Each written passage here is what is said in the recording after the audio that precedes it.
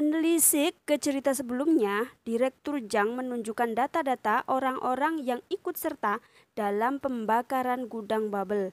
Junwoo lalu mengajak adiknya untuk melampiaskan kemarahannya dengan membunuh orang-orang yang membakar gudang serta Dr. Gil.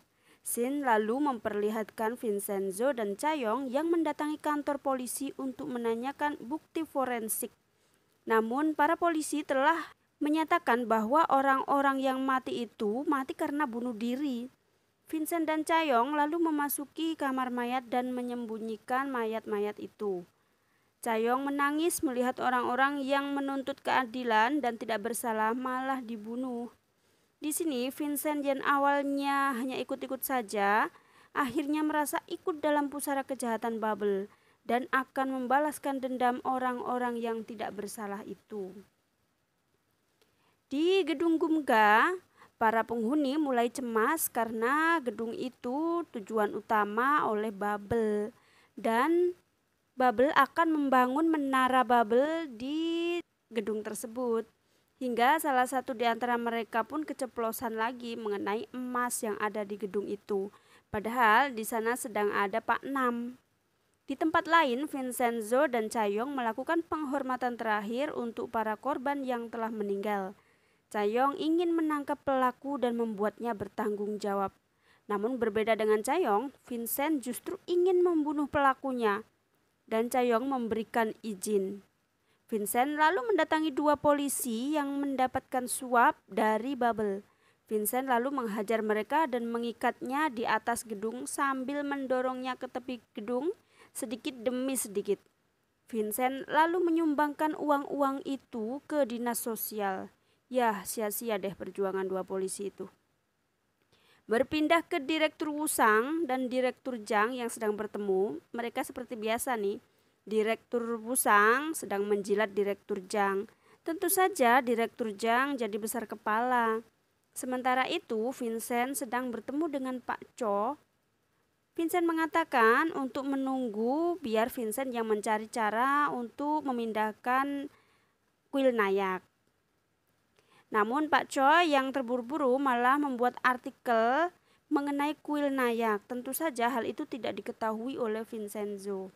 Vincent lalu mendapatkan telepon dari Italia dan mengatakan kalau orang Korea sedang berada di Italia untuk mencari tahu mengenai Vincent.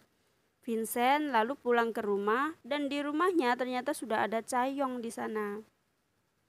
Chayong lalu mengajak Vincent untuk minum tuak bersama.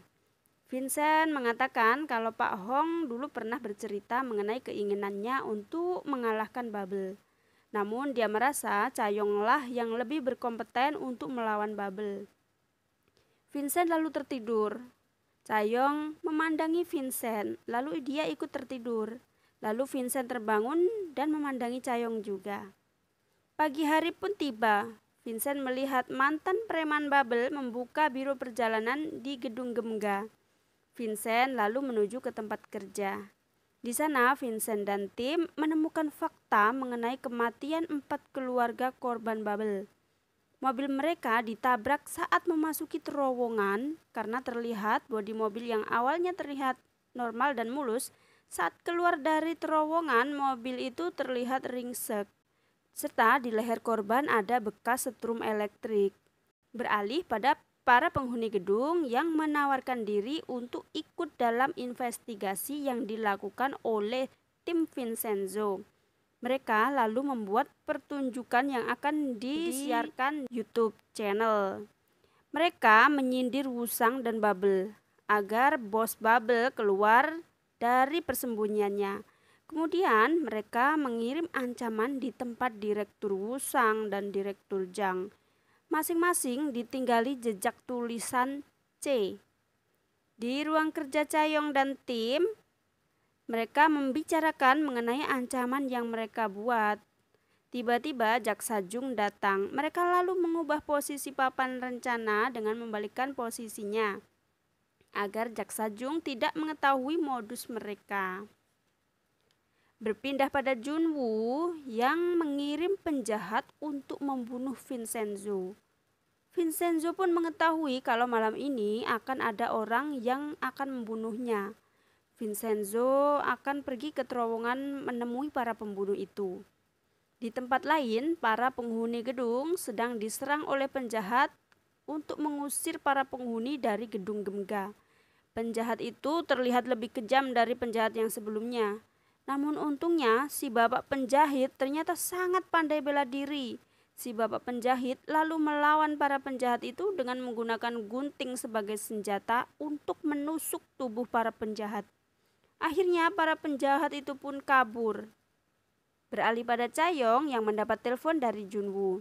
Junwoo mengajaknya bertemu, tetapi Junwoo malah tidak mengatakan apapun saat bertemu. Pak Nam lalu menelpon Chayong dan mengatakan kalau Vincent pergi ke terowongan sendirian untuk menemui para pembunuh. Chayong panik dan Junwoo lalu mengantarkan Chayong.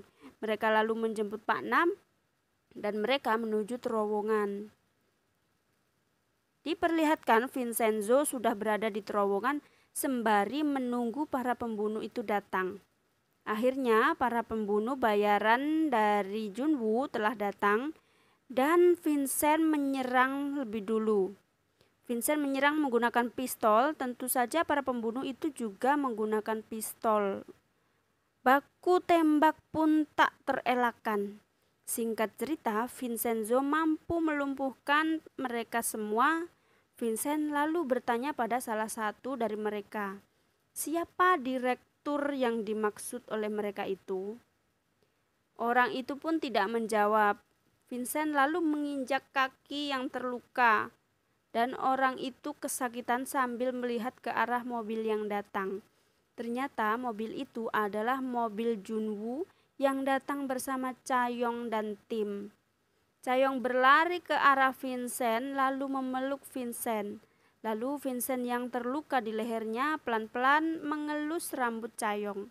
Lalu Vincent mengatakan, saya tahu siapa bos Bubble. Vincent lalu melihat ke arah Junwoo. Dan drama pun bersambung. Terima kasih telah menyaksikan video dari saya. Jangan lupa klik tombol subscribe dan loncengnya ya, agar kamu bisa mengetahui kelanjutan dari drama ini. Terima kasih. Assalamualaikum.